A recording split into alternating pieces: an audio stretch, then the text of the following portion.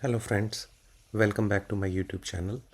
Today's video we are going to talk about a new concept named as Azure Storage Queue.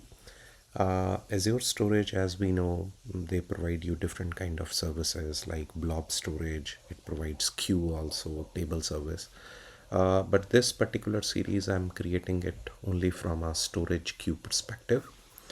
Now, if you don't know what is a storage queue or what exactly it is used, Azure Storage Queue is another implementation of Microsoft's MQ or messaging queuing services.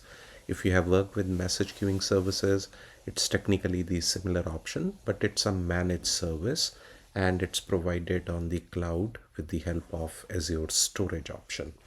Now, technically, we could use these services like a storage queue services for decoupling components, processing data that can be asynchronous and provides resilience. So for example, we have a component that actually uploads the image to the storage, and then there could be a second component that actually process that image from the storage queue. Now fundamentally, this could be used with .NET, Node, Python, and other libraries. We could use it programmatically. And if we really want to understand any use case, because let's say if there are two applications, those who are trying to communicate with each other, or one application does something and the other application does something based upon the first application does not have to wait for the second application to finish off. Now what happens is, if we go on to, let's say, any kind of a e-commerce website where we create an account or order something around, it actually does all the processing and just gives you an order number or anything. But then after some time you start receiving the actual order detail or the invoice or something like that, because the first application actually pushes that stuff into your particular storage queue. Now this diagram, if I show you, so let's say there is an application 1, it actually creates a new message for processing. So you could think about a message for processing is, let's say if I've ordered something, so my particular basic details are created into a storage queue. So that actually is retained for some time and somebody can read it or use it. And then there is an application 2 which actually reads those storage queue messages, and it can receive a message like a one message or a number of messages, and it could do the processing. So it means it's a kind of a decoupling between application 1 and application 2. The application 1 does not wait for application 2 to finish it off. So application 2 can do its own job. Application just gets that job done and pushes that stuff into the storage queue. So there is 100% decoupling. They could work in independent way, and storage queues are actually used, or a messaging queuing service is used by different big systems like Amazon or other systems that fundamentally use this, and they actually do your processing.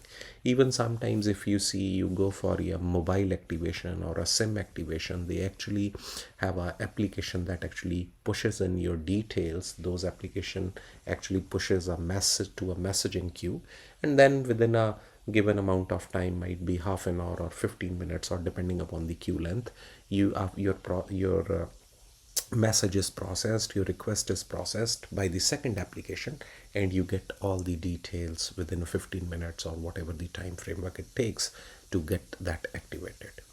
So I hope guys this actually kinds of clears you why the Azure storage queue is used. Of course there are other messaging services on Azure like Service Bus or other, but that are beyond the scope of this. This particular series I'm creating it for what is an Azure storage queue, and if you have a basic usage of like decoupling of your application, Azure storage queue is a managed service which you could definitely leverage, and you could leverage it in the form of a programmatically. For example, you have a C# program or a .NET framework or a Node library, you want to do it, you could easily do it. Now that's more of a theory. So now firstly we'll try to see how we could create a Azure storage queue, and then how we could actually send a message to that particular queue. So stay tuned and I'll be actually demonstrating it. So let's see how we could create an Azure storage queue and then start playing with it. In this video, we will actually see how we could create a storage queue and then actually see some kind of a messages that we could pass on or send it. And then in the coming videos, I'll show you how to interact with this storage queues with the help of C# or .NET. We could even use custom objects like your classes or data that could be passed as a message, and then some other application could actually receive it and process it. Okay, for any Azure storage queue, you need to have a storage account, like a storage account version 2. It's a generic storage account which I already have, and if you see, this is a storage v2 account, and if you don't have it, you could probably create a new let's say resource, and you just choose a storage account. And once you choose a storage account, you could just go with this, do a create, and then start giving all the options advanced, and they are like fairly basic options you don't have to worry about, and you could create your own storage account.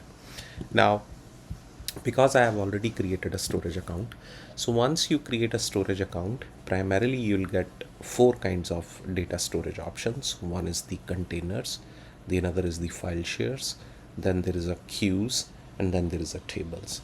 So fundamentally we are going to concentrate on this, that is queues, how you could create a queue and you could programmatically use it. We have already discussed what a queue is all about, and it helps in decoupling. So if I go on to the queues, and if you see, so right now I don't have any kind of a queue. I can create a queue, so you just click on that queue. So let's say I just want to give RDQ, and that's the name I give. I've click on the OK, and then yes, there is a queue that has been created out over here. Now if I click on that queue, and if you see right now it doesn't have anything, so the RDQ is there, and I could actually add a message out here. So you click a message, and let's say this is test message 1. Now every Azure storage queue would have certain kind of options like expires and which days or anything. So because you want to keep that message in the queue and till what time it would remain, and then afterwards if it is not being processed it would be expired. So you could set those options. And if you want to encode the message body in base 64 or not, so you could set this option. That's your choice.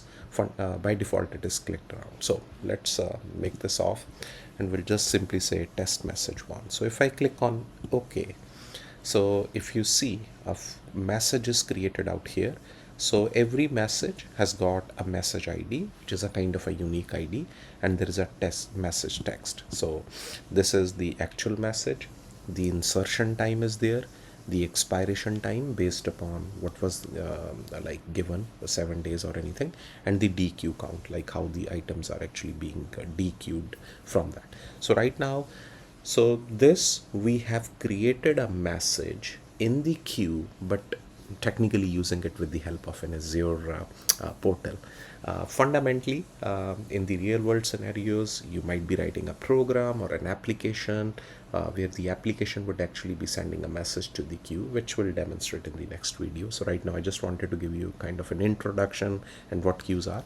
So if you want to create another message, so let's say you could use another message, you say test message 2, so message never expires or whatever, so you click OK.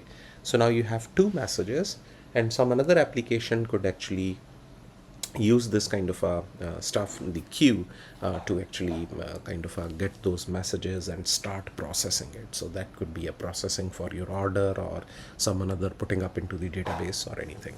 Now let's say if I click on this and I say DQ message, so if I click on that, so are you sure you want to remove the first element in this queue? I say yes.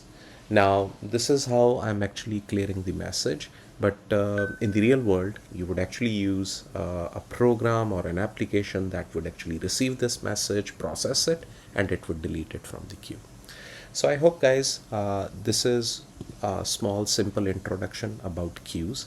We have a storage account. The storage account contains 4 types of storages. Queue is one of them which we are studying. We created our own queue, If you don't want it, you could just delete that queue. You have an option of deleting that queue, or you could actually create multiple queues, like another queues you could create, and those could be for different purposes which you'll need. I hope guys this is gonna help you out in understanding the basic aspects of Azure storage queue, why they are used, it's a decoupling system, and how we could actually fundamentally use this within our application. I'll be coming up in the second video how to programmatically use this queue to actually send the message to C sharp or receive the message, even delete the queue, and use custom object messages like your class objects or anything. So that we'll be discussing it. Till the time, I hope everyone remains safe wherever you are, and if you have not already subscribed to my channel, please do subscribe it. Thank you.